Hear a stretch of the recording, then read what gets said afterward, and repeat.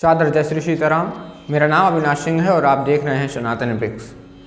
पिछले वीडियो में हमने बात की थी कि सुग्रीव और बाली के बैर भाव का कारण क्या था।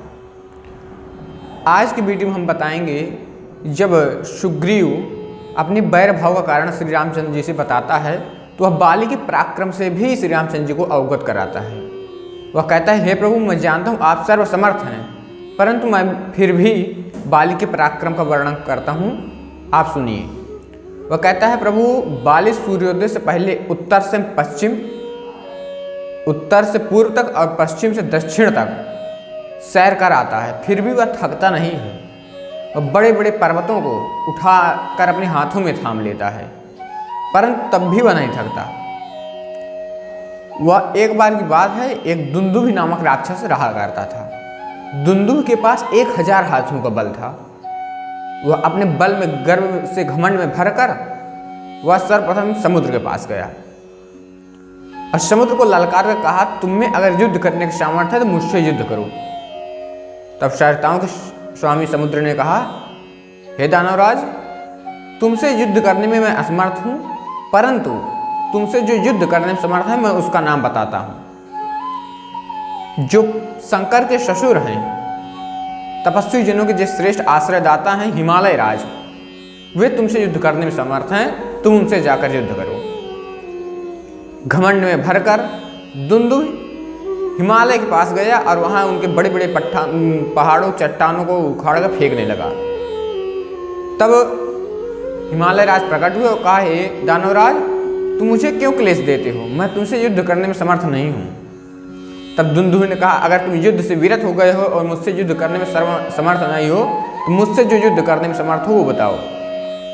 तो कहा, हे दानवराज, इसमें वानरों के राजा बाली हैं, जो इंद्र के पुत्र भी हैं, वे तुमसे युद्ध करने में सर्वसमर्थ हैं, तुम उनसे जाकर युद्ध करो।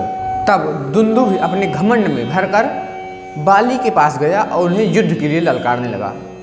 युद्ध की ललकार सुनकर बाली भी युद्ध के लिए तैयार उद्यत हो अपने महल से बाहर निकल आए।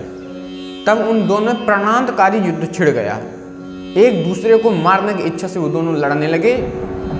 जब यह रोमांचकारी युद्ध होने लगा तो असुर की शक्ति तो क्षीण होने लगी, परंतु बाली की शक्ति धीरे धीरे बढ़ने लगी और उसने उस दुंदुभि नामक राक्षस को लातों मुंह को घुस्सों से मारकर उसे अधमरा कर दिया और फिर एक बार उठाकर पटक दिए, जिससे उसकी मृत्यु हो गई।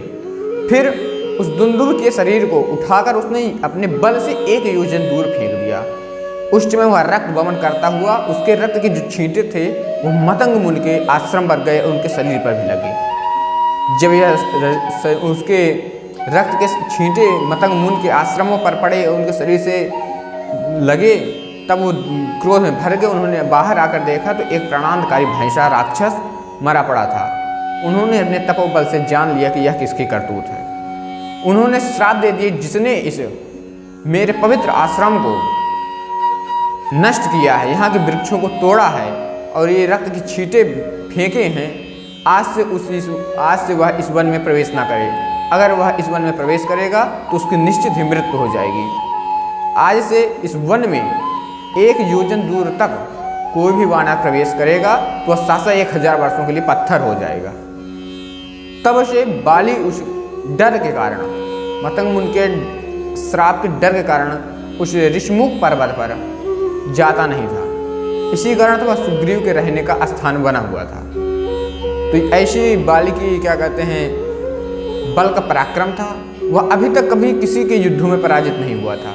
वह जिससे युद्ध करता था उसकी आधी शक्ति स्वतः उसमें आ जाती थी, इसलिए वह कभी किसी से भी युद्ध में पराजित नहीं हुआ था। तो यह बाली की पराक्रम का वर्णन था। बताइए आप सबको यह प्रसंग कैसा लगा। अगर आप यह यूट्यूब पर देख रहे हैं तो चैनल को सब्सक्राइब कीजिए, फेसबुक पर हमें फॉलो कीजिए। हम जल्द मिलेंगे एक नए प्रसंग के साथ। तब तक के लिए सादर जय जय श्री सीताराम।